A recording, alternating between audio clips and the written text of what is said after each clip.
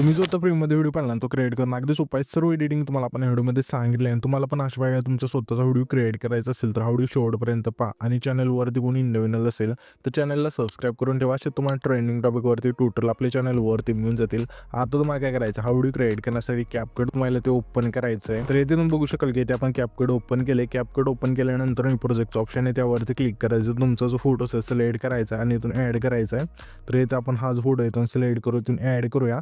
Photo add केल्यानंतर खाली रेशोचं option आहे त्यावरती क्लिक करायचं आहे. 9.6चा इथून बॉक्स सिलेक्ट करून बरोबर चिन्हावरती क्लिक करून ह्या फोटोवरती क्लिक करायचं आणि 2 बटन हा फोटो सेट करायचा. त्याच्यानंतर इथून हा फोटो एकदा सेट झाल्यानंतर आता आपल्याला काय करायचं, खाली इथे तुम्हाला ओव्हरलेचं ऑप्शन आहे त्यावरती क्लिक करायचं आहे. पुन्हा ॲड ओव्हरलेवरती क्लिक करून बीटमा व्हिडिओ इथून ॲड करायचा आहे. हा बीटमा व्हिडिओ इथे तुम्ही ॲड केल्यानंतर त्याच व्हिडिओवरती क्लिक करायचं आहे. खाली थोडे ते स्क्रोल करू येतं एक्स्ट्रा काढूचं ऑप्शन आहे त्यावरती क्लिक करायचं. त्याच्यानंतर ह्या फोटोवरती क्लिक करून ह्याच्या फोटोची लेंथ असेल जेवढे सॉंग आहे तिथपर्यंत न्यायची. नेल्यानंतर सिम्पली हा जो बीट व्हिडिओमधले जे बीट आहे ना, जिथून आपले चेंज होतील तिथून फोटो स्प्लिट करायचा आहे. पहिली बीट आपली इथे चेंज होते तर सिम्पली ह्याच फोटोवरती क्लिक करत स्प्लिट करायचं. त्याच्या पुढची बीट आपली इथे चेंज होते तर सिम्पली ह्याच फोटोवरती क्लिक करत स्प्लिट करायचा आहे. अशा प्रकारे हा जो फोटो असेल तो शेवटच्या बीट मार्कपर्यंत मला स्प्लिट करत न्यायचं आहे. त्याच्यानंतर सिम्पली हा जो बीट मार्क आहे त्यावरती क्लिक करायचं. खाली थोडे ते स्क्रोल करायचं आहे आणि तुम्हाला रिप्लेसचं ऑप्शन आहे त्यावरती क्लिक करू. इथून मला पहिल्या पेन जिथून ॲड करायचं आहे आणि हा जो आपला तिसरा फोटो जिथं आपण स्प्लिट केला आहे तेच आहे.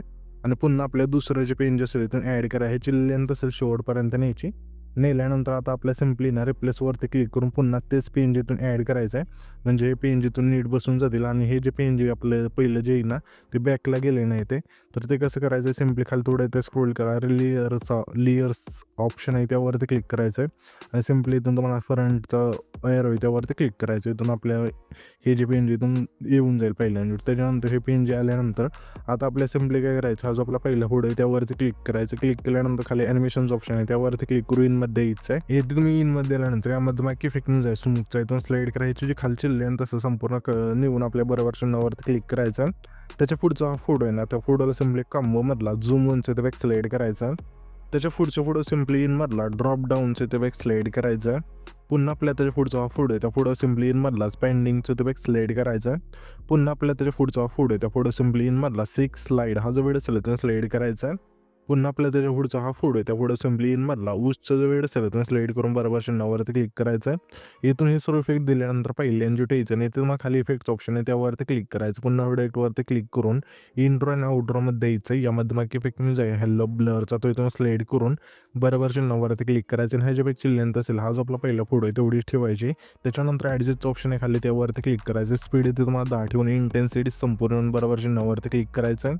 हा जो आपला दुसरा फोटो आहे जो तुम्हाला स्प्लिट केला ते द्यायचं आहे. पुन्हा व्हिडिओवरती क्लिक करू तुम्हाला सिम्पली रेट्रोच्या ऑप्शनमध्ये द्यायचं आहे. यामध्ये मग इफेक्ट मिळून जाईल फ्लॅशिंगचा, इथून स्लाईड करून बरोबर चिन्हावरती क्लिक करायचं आहे आणि ह्याच्यापेक्षा लेंथ असेल हा जो आपला आहे ना दुसरा फोटो आहे तेवढीच ह्याच्यापेक्षा लेंथ असेल ते ठेवायची. ॲडजस्टवरती क्लिक करून स्पीड संपूर्ण बरोबर चिन्हावरती क्लिक करायचं आहे.